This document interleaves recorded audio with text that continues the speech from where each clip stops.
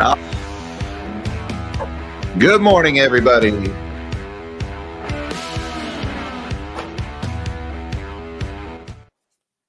Good morning and happy Friday, all you magnificent melonheads of the world. Today is March 15th, 2024. The top story this morning, besides Bitcoin is selling off, that's a big one. A lot of people are talking about that. We'll get to that in a minute. But the big one, in my opinion, the biggest story happening is this announcement from New York Community Bank. They finally filed their annual report yesterday, late yesterday.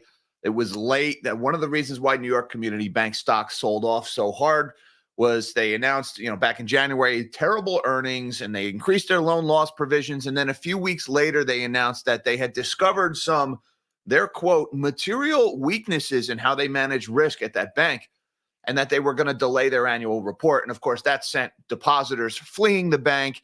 People started dumping the shares. The bank was, in my opinion, just hours away from failure. In comes Steve Mnuchin and company. They bailed out the bank with that $1 billion lifeline. We still don't know if that bank is going to be okay or not. Well, they finally filed their annual report yesterday. And within that annual report, they gave us a little bit more granularity on what those material weaknesses were. And they were pretty damning, to be honest with you. Some of the language they used, it was very corporate soft speak for we're full of shit. It's pretty much what they said at that bank. But also they announced that they had begun selling assets. They sold a small portion of consumer loans. I believe it was about $900 million worth of consumer loans had been sold at New York Community Bank. And they actually announced that they booked a small gain on those loans, which means those were consumer loans that were probably issued sometime late last year when interest rates were significantly higher than they are now. Keep in mind, a loan is essentially like a bond. And with a bond, the value of a loan is inversely proportional to the interest rates. So if interest rates fall, the value on those loans goes up. So I suspect some of those consumer loans that they sold in these recent weeks are loans that were issued late last year at higher interest rates. And so they booked a very small profit when they sold those loans. Now, that's interesting because I think what's going on at New York Community Bank is they know they have to sell something. They need a headline that shows that they're raising cash, raising capital at that bank. It's all a confidence game at New York Community Bank. Any sales that result in a loss is going to spook their depositors and could end up killing that bank. That's exactly what happened at Silicon Valley Bank last March. They had announced, because of deposit withdrawals at the bank, that they were forced to sell some of their U.S. Treasuries. And when they sold those U.S. Treasuries, they lost money on them. They lost so much money that they had to file a form with the SEC announcing that loss. And then the depositors saw that announcement with the SEC and said, oh, wow, things are pretty bad at this bank. I better get my money out before everybody else does. Created a stampede for the exits, and so began the bank failures that happened last March. It all started with the headline of losses on an asset sales. So New York Community Bank is selling what they can sell right now without causing a panic. The fact that they sold this small amount of loans at a small gain means they're looking through their books and they're like, okay, what do we have? Rent-controlled buildings? Well, we're going to take a bath if we sell those. Nope, can't sell those. Loans on office towers? Heck no, can't sell those. U.S. Treasuries? Nope, those are still underwater. Can't sell those. We got these consumer loans that we issued in November when interest rates were a little bit higher. We could make a little bit of money. Great, let's sell those and let's make sure we get a headline that says we made money selling them to reassure our depositors, and so they stop withdrawing money from our bank.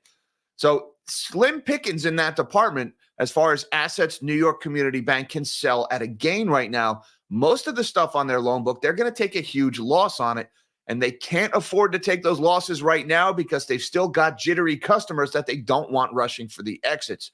So that all started at NYCB yesterday, and it's still very early on in that process. We got that $1 billion cash infusion from Mnuchin and co., and then they raised almost another $1 billion selling those loans. I don't think they made $1 billion in profits. They just raised $1 billion in cash.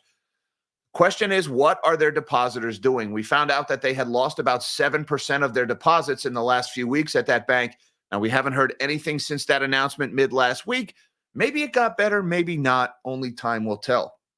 Also going on this morning, like we mentioned, Bitcoin is selling off like crazy right now. At one point, it was down almost 10%. Yesterday saw a sharp decline in the net inflows into Bitcoin ETFs. it looks like that enthusiasm of Bitcoin ETF buying may be slowing down, if not over already. It took a big drop from over $1 billion a day down to only about 100 million yesterday. So either this is just a lull in the action and it's going to resume again, or the enthusiasm for Bitcoin ETFs has just fallen off a cliff, which means this record rally in Bitcoin would come to an abrupt halt. So we'll see where that goes from there. Although Bitcoin, it was running too far, too fast. It's due for a pullback, so it needed to happen. McDonald's was just hit by a global system outage. I've had announcements from Japan, Australia, Hong Kong, and the UK, all reporting McDonald's closing because of a technical issue that left customers unable to order.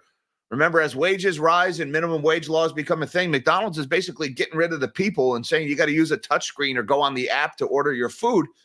Well, that means when the app doesn't work, you can't order your food at McDonald's. And so we end up with stores all over the the Eastern Hemisphere closing all at the same time. Now, this happened while Americans were sleeping, so it hasn't affected stores in the U.S., and the company swears that everything is fine and we're all back to normal now. Definitely wasn't a cyber attack. They're always very quick to declare that before they've even had time to look into it, but that's always interesting. The Bank of Japan is probably, with an asterisk, probably about to exit negative interest rate territory. That could have major implications for banks and for investment firms here in the U.S. Another coincidence that is very beneficial to Boeing. Remember that Latin American's airline flight that just dropped out of the sky and hurt 50 people before everything righted itself? That, what did they call it? They said it was a technical issue that resulted in a strong movement. Well, apparently they're chalking that up to a flight attendant bumped a switch in the cockpit, and that's why that happened.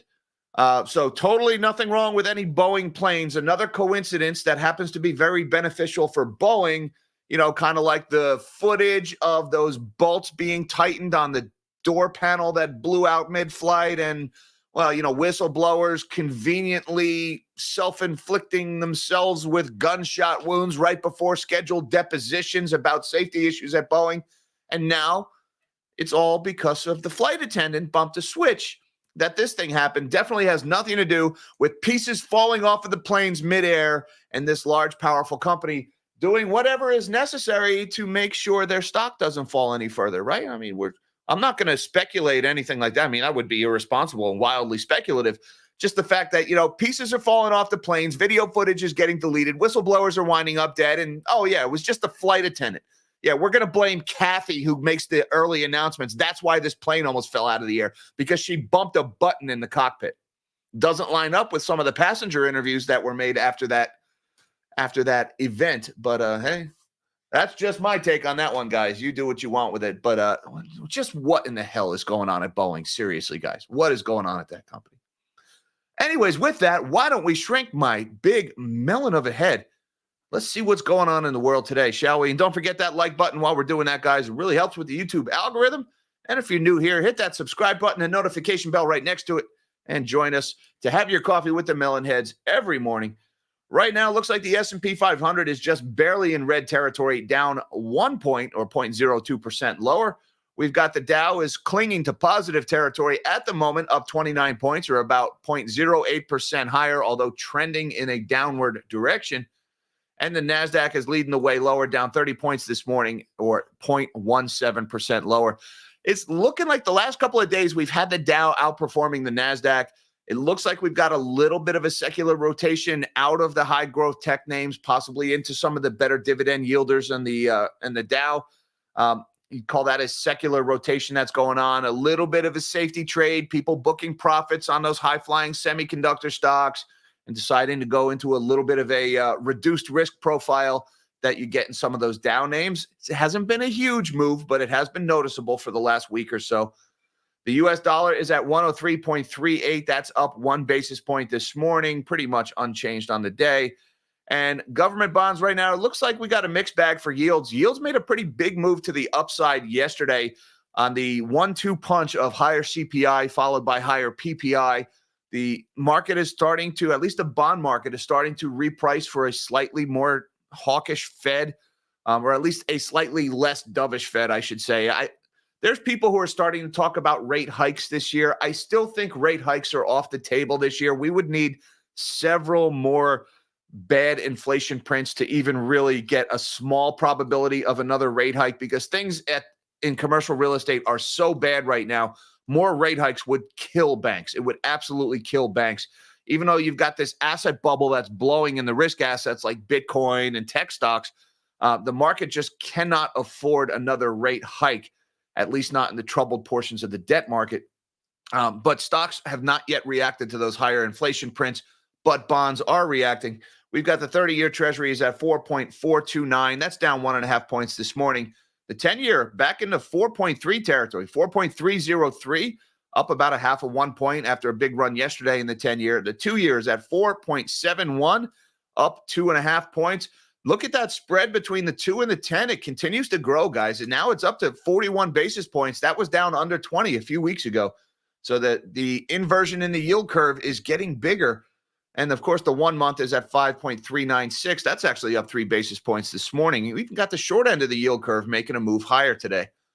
Looking over at commodities, gold is not liking the higher rates this morning. April gold futures at $2,165. That's down $2.30, or about 0.1% lower. May silver futures, though, at $25.42, up 36 points. Good day for my favorite of the shiny, up 1.44%. That is despite the higher rates and despite the slightly stronger dollar after yesterday. We've got platinum is up 2% and change. Palladium is up 3.5%. West Texas Intermediate crude oil futures for April are at $81.08. Oil has had one heck of a week, although that's down about 17 cents this morning, or 0.2% lower. Now check out the chart in Bitcoin. Let's zoom in a little bit on that. Look at that big, ugly red candle into Bitcoin this morning here. Not looking so good here, trading at 67,855. It's been all over the place this morning. We touched a high of 73,000 yesterday, and the sell-off began. So what is going on with Bitcoin? Well, first, let's take a look at this one. We've looked at this chart. Each one of these bars is 1 day. We've looked at this for a while. This is the net ETF flows into these Bitcoin ETFs. Here is the zero line right in the middle. These navy blue lines down here, that is money leaving the Grayscale Bitcoin ETF, and then these lines above, that's money flowing into the BlackRock and the Fidelity ETFs. Now, you can see all last week, look at these big ETF inflows, over $1 billion at one point. And then yesterday, for whatever reason, the buyers got exhausted yesterday. Just barely positive net ETF flows yesterday. We had about 257 million left the Grayscale ETF, like happens pretty much every day. And then we only had about 360 million in inflows into the other ETFs. So really, you only had about a net inflow of about $100 million yesterday. That would be not quite the lowest, but damn near the lowest net inflows into the Bitcoin ETFs since that original announcement. There was a few days that were lower, but it's a bit of a shock because it's coming on the backs of these 3 consecutive monster days of inflows. So for whatever reason, yesterday, the buyers got spooked, or they're just exhausted. And that led to this one in Bloomberg this morning. Bitcoin extends retreat from record as bubble talk escalates. Now, it's interesting. You get 1 or 2 down days in Bitcoin, and on comes the bubble talk. Where is the bubble talk in the stock market, Bloomberg? Where is the bubble talk about AI? Where is the bubble talk about every other asset class? Bitcoin has 1 down day, and all of a sudden, Bloomberg just rolls out the bubble. You got to love the double standards at this outfit. Bitcoin extended a retreat from its latest record high amid intensifying debate about whether the bull run in cryptocurrencies is evidence of speculative froth in global markets. Let me help you out. Yes, it is. All right. When you see 500% rallies in these dog shit coins, right? Like dog with hat rallying 1,000%. Yes, that's a speculative bubble. Yes, there are too many idiots with too much money out there. That is exactly what that means. All right. We don't need to say that, but they're just very quick to cry bubble in crypto when the same thing is happening in stocks. The largest digital asset dropped as much as 7.2% on Friday before pairing some of the slide to change hands at $67,725 in New York. The token set a fresh all-time peak of $73,798 a day earlier. In a Bloomberg TV interview, Bank of America's chief investment strategist Michael Hartnett said markets are showing the characteristics of a bubble, in the record-setting surge by the technology sector's so-called Magnificent Seven stocks and the all-time highs in cryptos. Those are both they both are showing bubble characteristics. Absolutely. The comments feed into a live debate on Wall Street about whether many markets are vulnerable to a pullback. For Bitcoin, supporters point to a $12 billion of net inflows into dedicated U.S. ETFs since their debut on January 11th as a fundamental support, as well as an upcoming reduction in the token's supply growth.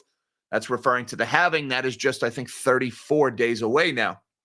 Sylvia Tu, the head of token partnerships and research at crypto exchange Bullish, flagged a cooling in the net ETF inflows to approximately $133 million on Thursday. Buyer exhaustion in the market could be a catalyst for the Bitcoin sell-off, she said. I agree with that sentiment. A report showing a jump in U.S. producer prices stoked worries that the Fed's campaign to get inflation under control is far from over. And I do think you have a little bit of a liquidity concern could be affecting Bitcoin this morning also. These hot inflation prints means, the lower rates aren't coming anytime soon. The return to Zerpenburg is a little bit delayed. And so if the easy money isn't going to be coming as soon, well, then the money flowing into Bitcoin might be slowing down commensurate with that. So that's what's going on in Bitcoin today. It's something of an outlier. We'll see if this has any legs. Is this sell-off going to continue, or is this just a temporary dip? Honestly, I think a lot of it has to do with this chart.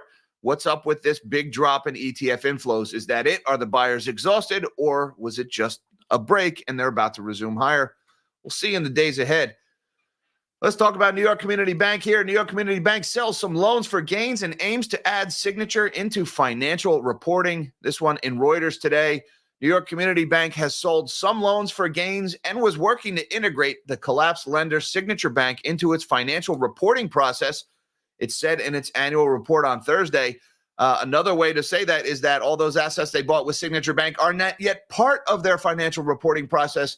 Hey, guys, that was a year ago. Are you saying you haven't been reporting on what's going on with those tens of billions in assets that you bought last year? What is going on at this bank? Its first quarter will include the sale of consumer loans worth $899 million on March 13th and a commercial cooperative loan in late February as the lender works to cut exposure to the beleaguered commercial real estate sector. So they finally sold some assets here at New York Community Bank. We talked about this in the opening here.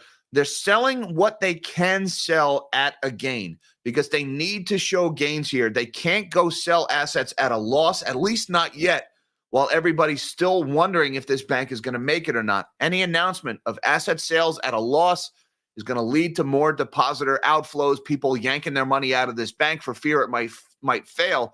And so they really need a headline that says, yeah, we sold something at a gain. And, well, there you go. They got it. Reuters was happy to provide it. NYCB sells some loans for gains. Those gains are going to be few and far between. They're going to sell what they can at a gain, and they're going to be left with just the crap on the balance sheet, which, by the way, is the hallmark of a lot of lousy traders. They sell the good stuff so that they can keep their garbage trades alive, selling the good investments, clinging to the crap, hoping it will turn around. But in this case, the bank has to do that because if they go sell those loans attached to the rent-controlled buildings and they announce New York Community Bank loses tens of billions of dollars in garbage loans, well, then the depositors are going to pull their money out. They'll have to sell more of those garbage loans, taking even more losses, leading to even more headlines. Round and round we go until ultimately the bank ends up in FDIC receivership, which may still end up happening. The coast is not clear at this bank. I want to emphasize that, guys. $1 billion in cash infusion, selling a few $100 million in loans. That does not rescue this bank, not by a long shot. And we also got this one in the Wall Street Journal about New York Community Bank. They say their material weaknesses may have hit loan ratings and reserves. We finally got a little bit more color on what those material weaknesses were. And here's some of the stuff that was in their annual report that was late. They finally filed it yesterday. They're saying their board of directors did not exercise sufficient oversight responsibilities. That's convenient that they're saying that. They're basically blaming their board of directors. Oh, by the way, we just fired half of them last week. We've got a whole new bunch of guys just joined our board of directors. So don't worry, problem solved before we even tell you what the problem was. No biggie, right? The next one they're saying is that they lacked effective periodic risk assessment processes. Maybe because they didn't have a chief risk officer for several months. You think maybe that had something to do with it?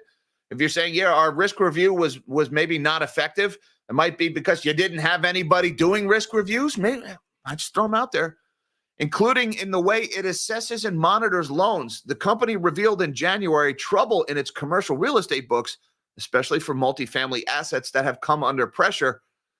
They're also talking about material weaknesses that their internal loan review processes lacked an appropriate framework to ensure that loan ratings were consistently accurate, timely, and appropriately challenged. And don't you just love how they word this? This is this corporate speak. First of all, they're saying, you say nothing but positive, right? You use the word we lacked. All right, that's the negative there. We just lacked, okay? And lacked is such a soft negative, isn't it? We don't have doesn't sound good, or we didn't, we forgot to, we neglected to, we lied about. Those are strong words. So instead, they just say we lacked an appropriate framework to ensure loan ratings were consistently accurate, timely, and appropriately challenged. All positive phrases, right? You begin the sentence with we lacked, and then you say nothing but good things. It's almost like by the end of the sentence, you forget how lousy things are at this bank because they just filled your ears with positive vibes. But let me rephrase this to say it, that their loan ratings were consistently inaccurate, that their loan ratings were consistently not timely, and that they were inappropriately challenged. In other words, they were lying about how risky their loans were. Or at the very least, they were so stupid to fire their chief risk officer or not have a chief risk officer. Or they didn't fire. I think she quit, probably to save her own butt. Everything was so bad there that, oh, yeah, sorry, we lost billions of dollars because of all that. No, instead, we just lacked an appropriate framework. Yeah, it sounds so much more mild when you put it that way, doesn't it? Maybe that's why this was delayed, this annual report, is because they had to spend a few months putting this through focus groups and find out, like, okay, what makes us sound like less incompetent crooks? If we say we lacked an appropriate framework, that sounds better than, we're either stupid or liars. I just throw them out there. You guys do what you want with them. So things are not over at New York Community Bank, although the stock has recovered from its lows. It is at $3.77 ahead of the opening bell this morning, up 2 cents, about 0.5% higher. But again, the problems at this bank are far from over, folks. Now let's talk a little bit about this one. McDonald's technology outage forces restaurant closures in what is totally not a cyber attack. The company wants you to know that right away, even though they haven't even had time to investigate. McDonald's said it was experiencing widespread computer system outages at its global locations, which have forced it to close some of its restaurants. Locations in Australia, the UK, Japan, and Hong Kong were facing disruptions Friday, with customers taking to social media to complain that they were unable to order food. By the way, if you find yourself on social media complaining that you can't order a Big Mac, it's probably time to reevaluate your station in life and what it is you want to get out of your time on this earth. I like a McDonald's burger as much as the next guy. They're delicious. They're awful for you, but they're delicious. But it doesn't work. Okay, move on. Drive away. Go eat somewhere healthier. Don't go on Instagram and start bitching about it. But that's just me. A spokesperson for McDonald's said that they are aware of the technology outage affecting its restaurants and that the issue has been resolved. Well, wow, that was fast. And McDonald's said that the outage isn't related to a cybersecurity incident. Amazing how quick they are with that, right? They fixed it already. Totally wasn't a hack. And look, guys, this is also one of the side effects of these minimum wage laws and these labor laws, right? When you go to McDonald's, the McDonald's around me, you can't talk to a human being when you go into the restaurant. There's no one there to take an order. You have to walk up to this giant touchscreen kiosk that all these other people are up there putting their filthy fingers all over, and then you got to go use that thing to order your food. It takes 20 minutes because they upsell the hell out of you. Would you like to add extra this for 25 cents? Would you like to add this? This is all these different options. And then finally somebody brings you out your food. It takes forever. It is inefficient, but you know what? You keep raising the price that you have to pay this 13-year-old kid to push a couple buttons on the cash register and take your order. That's what you end up with. And now, the app doesn't work, and every restaurant in the whole half of the world has to shut down. Well, McDonald's is getting off cheap this morning. Their stock is actually positive ahead of the opening bell, up 0.12%, trading at $282.06. So I guess this is not going to affect U.S. stores. Seems like the problem is resolved before the U.S. even opened up. Now let's talk about this one, guys. The Bank of Japan, we've been talking about this for the better part of like 8 months now. I had Michael Gayad from Lead Lag Live. He came on a couple of months ago. We talked about the unwind of the yen carry trade. That was last summer. We were kind of expecting this to have happened sooner. When Ueda took over at the Bank of Japan, the previous BOJ governor resigned. Ueda was thought to be a hawk and that he was going to come in and instantly start raising interest rates, take Japan out of negative rates, which they're still in, by the way. Japan still has negative overnight rates. We've been hearing about this since last March. Finally, it looks like next week might be when we get that announcement. These will be the winners and losers when the Bank of Japan ditches negative rates. Now, this article here in Bloomberg, they're kind of talking about who's going to benefit and who's not. They're kind of saying here the winners are going to be mega banks and regional banks. Now, right away, I got to challenge this here, this idea that when the Bank of Japan finally starts raising interest rates, the banks are going to benefit. Now, traditional or conventional wisdom is that higher rates is good for banks because banks are in the loan-making business, and so higher interest rates means they make more money. But we learned last year that that is not always the case. Keep in mind, the reason Silicon Valley Bank failed, Signature Bank, why all those banks failed last year was because they raised rates in the States so much, and these banks had bought so many treasuries and had made so many loans. Well, when you raise interest rates, the value of those existing loans and other debt assets goes down. And so they're right away saying that Japanese banks are going to be the big beneficiary of this inevitable departure from negative rates. Maybe, maybe not. It's not such a sure thing. Keep an eye on Japan's banks because when they start raising rates, all those debt instruments on their balance sheets are going to start going down in value. So it's not so cut and dry. I get it. The conventional wisdom is the net interest margins increase because the banks raise the rates they charge on loans more than they raise the rates they charge to depositors. But when those banks start taking losses on their existing instruments, and then they have to sell those things at a loss, and their depositors get spooked, oftentimes they have to raise the rates on those depositors to convince them to stay. That's what started killing banks last year in the U.S. And also keep in mind that yen carry trade, that's going to be a big one. You know, I've talked about this a few times on this channel for years. I mean, for decades, really. You've been able to go over to Japan, borrow yen for dirt cheap, then trade those yen for dollars, bring the dollars over to the States and buy stocks or even U.S. treasuries with them and earn a higher interest rate on your U.S. debt or on your U.S. stocks than you're paying for that debt over in Japan. Well, if they start raising those rates in Japan, then that arbitrage opportunity starts to shrink. That yen carry trade, as it's become known, starts to unwind as people start selling their U.S. assets to get those dollars back, to send those dollars back to Japan and trade them for yen to repay your debt. So this is a big one. A lot of people on Wall Street are watching this. It's not going to be an instant thing. It's not going to be pulling the plug and instantly everything drains out. It's going to be more of a slow drain because, they'll be raising rates from basically negative a quarter point to zero, essentially, or to just above zero. So it's not going to be an instant overnight thing, but we're already starting to see this a little bit ever since it became widely known. It was just about a week ago that we really started talking about this. We did see the the USD JPY chart started to move lower. This is the chart of the dollar versus the yen. So it did start to move lower on that announcement last week when people really started talking about, okay, the BOJ is close to exiting negative rates. Then we got CPI and PPI this week, and that trend reversed a little bit because we had a stronger dollar as everybody started to reassess the likelihood of the Fed cutting rates this year. So that chart has reversed a little bit, but I'm expecting this thing to start moving lower in a big way soon if we get that announcement that the BOJ is going to exit negative interest rates. That is a multi-decade-long experiment. And the world has never seen what that looks like. When the world's third largest economy leaves negative interest rates, we don't know what happens when that happens. Also today, we got the New York Empire State Manufacturing Index. It sank to negative 20.9, in March. That is down from negative 2.4 in February. The Empire State Manufacturing Index was awful this morning. Manufacturing in the U.S. continues to take a beating. It was forecast to be negative 7. It was negative 20.9. Anything below zero shows manufacturing in contraction. Listen to some of these data points here. The reading showed manufacturing activity continued to decline in New York State, with demand softening as new orders declined significantly to negative 17.2 from negative 6.3.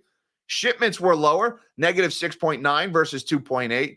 Unfilled orders continued to shrink, negative 10.9 versus negative 9.6. Delivery times were little changed. Inventories declined. Labor market indicators weakened as employment and hours worked both decreased.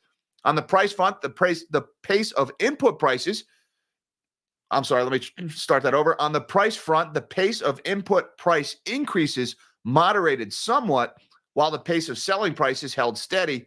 And finally, firms expect conditions to improve over the next 6 months, though optimism remains subdued. All right, so there's some little silver linings in there, a little bit of moderation in price increases that we saw, a little bit of optimism. I don't know why, but look at those new orders shrinking, negative 17. Shipments are down, employment is down. Manufacturing is just taking a beating in the U.S. here. And last one for the day, guys. We got this one. Cockpit mishap seen as likely cause of plunge in Latin American Boeing 787. Not going to spend too much time on this one, just that it's a little convenient. All right. There was this technical issue, and this plane drops out of the sky so much that all the people who weren't strapped in on this plane were pinned to the ceiling. 50 people were injured. I think it was a dozen were hospitalized. Luckily, nobody was killed. But now they're saying, a stewardess came in and hit a button in the cockpit, and that's what happened. I guess she was delivering a meal to one of the pilots, hit a button that moved the pilot's seat, that forced him into the controls. Honestly, I don't know if I've never been in the cockpit of a jetliner. I don't know if that's even possible. I can tell you some of the interviews of the people that were on that plane and what they said had happened and what they said that they heard the crew saying does not line up with this story of the stewardess bumping the pilot or bumping a button. All right. And there has been a lot of BS around Boeing, whistleblowers winding up dead, footage getting deleted from the factory, pieces falling off of the planes. This is very convenient for Boeing. Let's just put it that way. Very convenient, oddly convenient at a time when there's a lot of very convenient coincidences happening for the Boeing company. Boeing stock is down 12 cents ahead of the opening bell, or 0.07% lower. And I just want to say thank you very much to M&J for gifting the channel memberships. Thank you, M&J. I appreciate that very much. And thank you to all my Melonhead and Magnanimous Melonhead members. And thank you, Alex, also for gifting the memberships. 20 of them, in fact. Thank you, sir. If you guys are the recipient of one of those memberships, please say a thank you to M&J and Alex for providing that. Thank you, guys. I appreciate the support of the channel. And thank you to Brett Green, who says, did stewardess Kathy get fired from the plunge protection team? I see what you did there. Yeah, that was more of a stewardess Kathy, or maybe it was Karen in the PR department in the plunge explanation team, explaining why, our plane just fell about 50,000 feet in a couple of seconds and, hurt 50 people, but it's okay. It's just nothing wrong with the plane. Just bumped a switch. Look, bumping events happen. We actually, channeling my nuclear background here, we actually spent a lot of time in nuclear power, convincing people or training people to be aware of all positionable components. Like, is there a valve handle near where you're working? Always have this picture in your mind. Never step backwards. Be aware of the buttons, the handles, the levers that are around you, because bumping events do happen, and they actually track them very closely. And when they do happen, there is a lot of research and investigation into what went wrong. And I'm sure that's a big deal on a flight too. So it's not impossible. Bumping events do happen. But explaining this away as a bumping event so suddenly like that, at a time when there's a lot of shady stuff going on at Boeing, it's one in a long line of very suspicious things. And therefore, in light of what's going on at Boeing, we shall don the tinfoil hat for the remainder of this stream. Thank you, Brett Green. I appreciate the super chat and the laugh this morning, the support of the channel. And thank you, Alex Lieberman. He says, is the like button broken? I hope not. Did stewardess Kathy also bump into the like button also? Is that Kathy? You're killing me this morning, Kathy. I'm sorry. We have to let you go. We'll let the plane land first before we push you out the side. But Kathy, I'm sorry. Well, thank you for your service. Your time with us is no longer required. Thank you, Alex Lieberman, for reminding people about that like button. Please, everybody, do your best, stewardess Kathy, bumping of that like button. And yeah, thank you very much. And thank you, Nashville Pasta Man, who says Republicans blow up a New York City bank before the election. Nashville, the political leanings of the rescuers of New York Community Bank, it really stuck out as odd to me because let's be honest with you, bank failures make the incumbent party look bad, right? And a bank failure in New York City, first of all, it hurts Biden right now. Economic turmoil hurts Biden. It's certainly, New York City, you're going to have a hard time blaming it on Republicans when a bank goes bad in New York City because of funding for public housing, right? That is not a Republican problem. There's nothing but D's all over this bank. So I found it pretty odd that the Republicans would come in and rescue this bank. Two reasons. First of all, Mnuchin has a history of doing this, right? He rescued banks after the GFC, and he made a lot of money doing it. So it's not that out of character for Steve Mnuchin. It's also possible that there's something in there that they want to keep buried. And that has occurred to me. Look, Trump did a lot of real estate deals in New York City. Mnuchin is a Trump guy. Also, the control of the currency, Outage, the new CEO of that bank, he was a Trump guy. Trump made him control of the currency. So Ken Griffin at Citadel Securities, big Republican mega donor. There's a lot of our fingerprints on this New York City bank takeover. It really didn't make sense to me politically, but it may just be their bottom line. At the end of the day, it's about money for these guys, money and power. So, it did strike me as odd to see a bunch of R's riding to the rescue of a bank in a D stronghold. Thank you very much, Nashville Pasta Man. And thank you, Mish. Member for 1 month says, hey, member free chat. Who would have thunk it? I don't know what that means. Member free chat. Okay. What is he saying? To use your free chat, hit the money button. I don't know what's going on here, guys. I don't even know what this feature is. YouTube rolls out so many new features, but thank you very much. Jack, any thoughts on rumors of 401k demise? No, I don't think the 401k demise. I think people are going to reevaluate their priorities with 401ks and their approach to 401ks. I think as 401ks became so mainstream and passive investing became mainstream, it was a neat thing and it was a useful tool early on. But passive investing has led to this departure from price discovery because now people just mindlessly dump their money into the market. They hand it off to their guy or whoever manages their 401k or IRA from their employer. And then that money just gets pointlessly dumped into index funds that buy everything. So nobody is looking at what they're buying. Nobody knows what they're buying. There is no price discovery. There's no valuations. There's no accuracy there. And so we have a whole generation that has blindly invested in God knows what. Excuse me, this morning. So I think passive investing needs to be dialed way back. And that will hurt 401k balances when people finally realize they have no idea what they have staked their future livelihoods on, right? Your investment nest egg is your future. Next to equity in your home, it's the largest asset for most people is their 401k or their IRA. And they don't know what they own in it. Do you know, like you people out there, do you know what is the single largest stock that you're exposed to in your 401k? I'll give you a hint. It's NVIDIA, whether you know it or not, right? Because you're probably in index funds, and NVIDIA is the majority of the index at this point. It's NVIDIA and Apple and the Mag 7. So 401k demise, probably not. Our 401ks going lower? You better believe it, Lisa. Absolutely. And passive investing, it was a good idea early on as a way to mitigate risk, but now passive investing has become so mainstream that it is the risk. So I do think we need to reevaluate that. Thank you very much, Lisa, for the super chat, support of the channel. And thank you to my buddy Travis from Real Estate Mindset, who gifted 5 channel memberships. Thank you, brother. That was very bonkers of you, sir. Check out Travis's channel, Real Estate Mindset. He is one of the best in the business. He's been a frequent guest on this channel, and he was one of the first ones to call out the overbuilding in multifamily real estate, which is starting to become a big problem in the Sun Belt. Travis called it months ahead of anybody else. Good call there, brother. Check out Travis's channel. Be sure to tell him nobody sent you.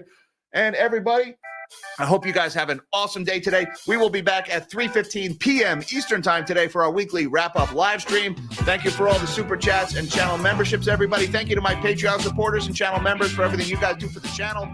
Links down below to all that good stuff. Until next time, live small and dream big. Oh, and I almost forgot. Hi, Mom. Hi, Dad. Love you guys.